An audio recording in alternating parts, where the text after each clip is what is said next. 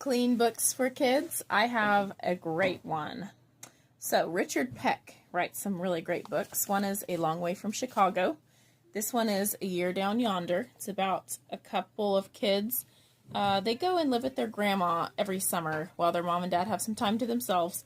And grandma is the spunkiest lady you will ever meet. You wouldn't believe the hilarious things that grandma gets them involved in, and they don't dare tell their parents because they know that they will never get to stay with grandma again.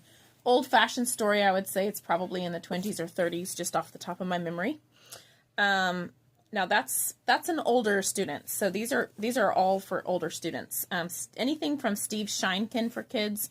This one is Two Miserable Presidents. It is the amazing, terrible, and totally true story of the Civil War. Like, you are going to get all of the details that history books leave out that are interesting. Another one is King George, What Was His Problem? Which Way to the Wild West? Anything by Steve Sheinkin for kids is amazing. This one, Catherine Paterson's Jip, His Story. This was one of my favorites as a kid. It is heart-wrenching. I would not recommend reading it on a dark and stormy night.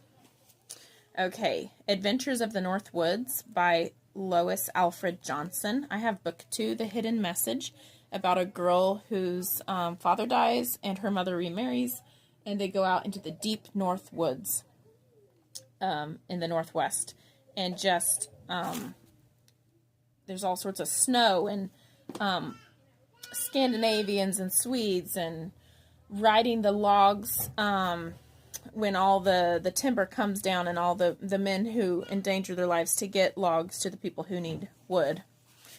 Rush Limbaugh wrote Rush Revere and a bunch of books like The Star-Spangled Banner.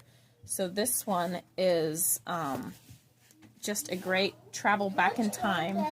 I will say that Rush Revere is a full color book. Pretty cool. You get to travel back in time with Rush Revere and learn about the Declaration of Independence, the Pilgrims, just all sorts of books he has. Dave and Nita Jackson have the Hero Tales, Family Treasury of Hero Tales. This is volume 2. Dietrich Bonhoeffer, John Bunyan, Peter Cartwright, Jim Elliot, Eric Liddell, Watchman Nee. We have Corrie ten Boom, Amanda Smith, Florence Nightingale, John Newton. Last today but not least, True Tales from the Dickerson Park Zoo in Springfield, Missouri. There's a crocodile in the bathtub. It's written by Mike Crocker, and it's true stories about things that have happened in the Springfield Zoo.